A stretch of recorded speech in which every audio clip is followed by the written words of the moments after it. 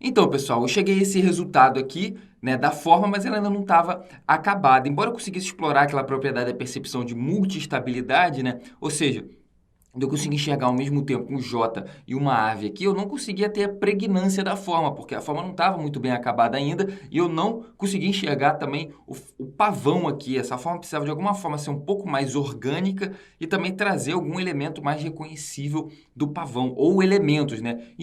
Talvez o principal que estava faltando aqui era justamente a cauda dele, né? Então, retornei aqui ao Dribble e vi maneiras de representação, né, inspirações. Uma delas é colocar a cauda para baixo, como nesse caso aqui, né, desse exemplo, ou a cauda para cima, atrás do pavão, que é a forma mais natural de representação dele. Esse exemplo aqui, essa referência específica, eu gostei bastante porque a cauda não está tão óbvia como em alguns outros. Essa cauda, inclusive, parece uma flor. Foi quando eu me lembrei que existe um outro símbolo marcante da cultura indiana, né, que é a flor de lótus. Então eu resolvi incorporar ela também ao trabalho e comecei a estudar formas justamente de trazer essa flor para junto do símbolo que eu estava criando. Então eu trabalhei nesse momento sempre em preto, cinza e branco para justamente ver como é que esse logo se comporta, né? Se tem a possibilidade dela ser monocromática numa cor só, né? E a gente vai falar um pouquinho mais para frente da importância disso e se não existisse a possibilidade, como ela se comportaria com vários tons, né, cromáticos. E aí eu fui traçando círculos aqui, cortando a partir de pontos específicos aqui na minha forma para ver se eu encontrava uma pena interessante ou representações de pena, tá? Eu, inclusive, pensei, principalmente nesses últimos dois exemplos aqui, em destacar o J aqui dentro da forma, né? Deixando o J mais preto e colocando as partes que seriam só do pavão em cinza. Mas esse resultado não fica tão interessante porque a gente não tem aqui justamente a percepção dos principais elementos do J, né? Porque quando a gente troca a cor aqui, né, deixa a cabeça do pavão junto com a crista que eu criei também em outra cor, você tira a unidade do preto do resto da letra e você perde justamente aquele detalhezinho de cima do J. Então você não fica um resultado tão agradável, com essa pregnância da forma tão interessante, né? Então, eu fui estudando aqui maneiras de representar a pena, nenhuma delas me agradou muito, até que eu resolvi fazer justamente com a pena por trás do pavão, né? Como que ela se comportaria com o pavão dentro da pena. E aí sim eu comecei a achar que esse resultado ficava mais interessante. Tracei aqui uma pena a partir de um círculo que seguisse justamente a curvatura aqui da parte de baixo do pavão, né? Afinal de contas, para ter aquela noção de continuidade que a gente já conversou. E aí inserir o pavão dentro do símbolo, para que justamente eu tivesse aquela noção tanto de fechamento, né, da forma, quanto de reificação, aquela propriedade que a gente fecha uma forma sem precisar ter ela toda completa, toda ela desenhada. E aí esse último resultado aqui, eu achei o mais interessante deles. E repare que eu também dei uma leve inclinada no pavão, porque ele estava reto, estava muito duro, não estava parecendo muito a representação do animal conforme nas fotografias, tá vendo? Embora aqui ele esteja nessa da esquerda aqui, ele esteja um pouco mais reto, nas outras ele tem uma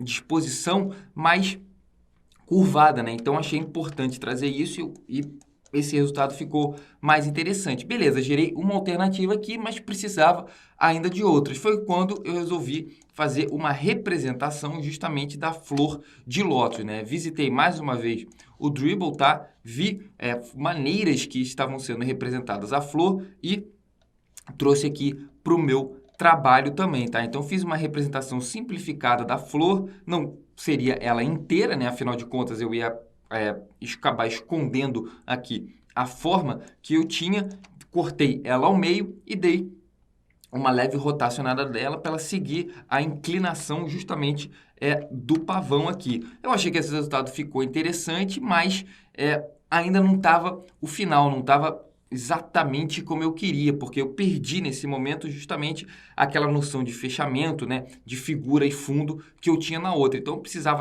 eu achava que eu ainda precisava trazer um pouco dessa noção de figura e fundo, de fechamento, mas com resultado tipo esse, né, com essa forma de cauda. Foi quando então eu fiz um outro desenho de flor de lótus e aí sim inseri o J